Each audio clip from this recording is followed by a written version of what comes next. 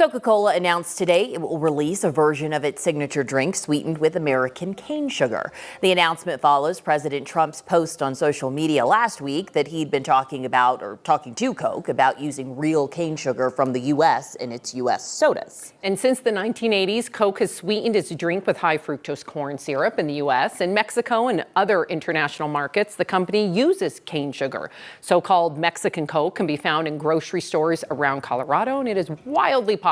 Oh, it's so good. I do love Mexican Coke. We had to bring in 9 News medical expert Dr. Paul Coley, though, to talk about this change because, in theory, isn't it all sugar? What is the difference between cane sugar, high fructose corn syrup? Sugar is sugar, ladies. Right. You're absolutely right about that. And instead of talking about changing the type of sugar, we should be changing the amount of sugar. But there are some subtle differences between high fructose corn syrup and cane sugar. So high fructose corn syrup is derived from cornstarch. It's highly processed, and it has a little more fructose than glucose. Those are the two types of sugars, more fructose, a little less glucose.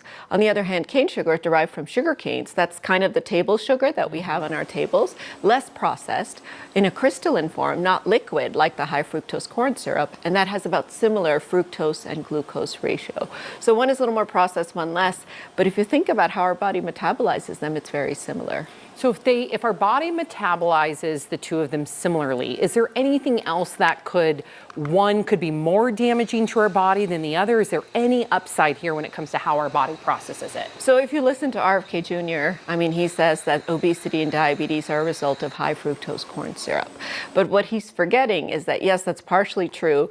The cane sugar is very, very, very, very slightly more healthy than the high fructose corn syrup. But depending on how it's made, it could be very similar. So let me talk you through how it's broken down. So glucose is glucose, right? And they both have glucose. Gets into our intestine, triggers insulin release, makes us gain weight, makes us put on fat, not good for us, creates insulin resistance and diabetes. Fructose, on the other hand, goes straight to our liver, especially if we drink a can of Coke on an empty stomach. It's almost like a shock to the liver. No.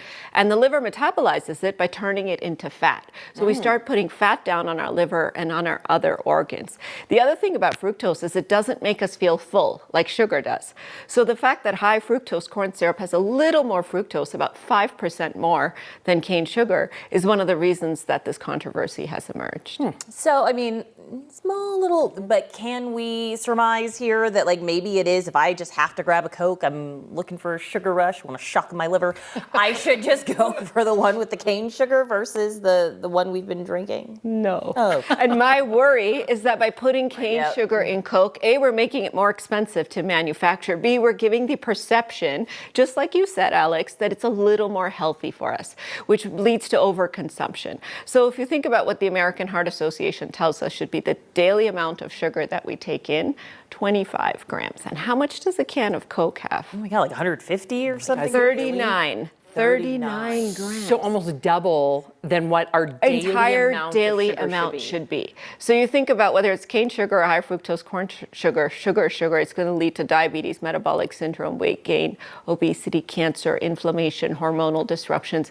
This is why most of America is heading towards obesity. In the next 5 years, more than half the country is going to be obese because of all this excess calories and sugar that we're getting. I believe that. So to me, it's actually just whether you're eating from your right hand or eating from your left hand, it's metabolized in exactly the same way. And I worry that we're spending a lot of time on the wrong message. The message needs to be less sugar, no sugar, rather than, this type of sugar. Now, some people reach for artificial sweeteners. So I know the president is a fan of Diet Coke. Oh, I love a good Diet Coke. I had one for lunch. I saw you drinking it.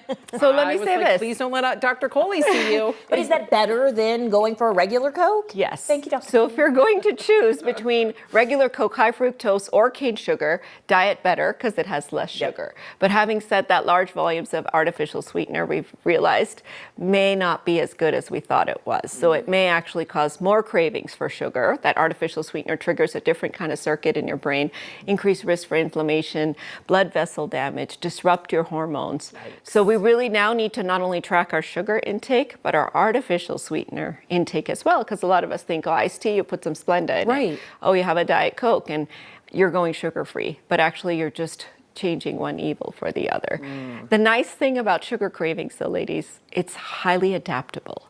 So if you can train your brain to stop feeding that sugar circuit and interrupt it for a couple of weeks, you can actually recondition your mind. It's almost gaslighting your brain to not have that same kind of high coming out of sugar. So I challenge you to do that. The next time you have a sugar craving, get a bowl of yogurt, put some fruit in it, get some carrot sticks. Carrot sticks? Yeah. I like the bowl of yogurt with fruit. I could do that, or frozen grapes. Would that work? Frozen grapes works great. And you can put some pumpkin seeds on it, sunflower seeds for a little crunch.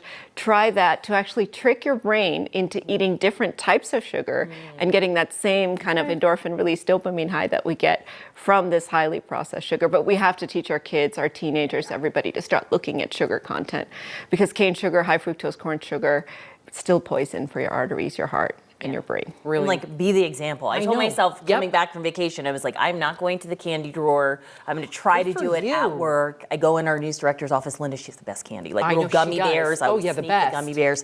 No more. You know more? No more. Oh no. So you should tell I'm gonna follow Linda suit. to start putting trail mix. No. Yes. I can't ruin it for other people now. We can't be the bad guys. I'll tell her. Well, Dr. Coley, thank you as always. Really important information.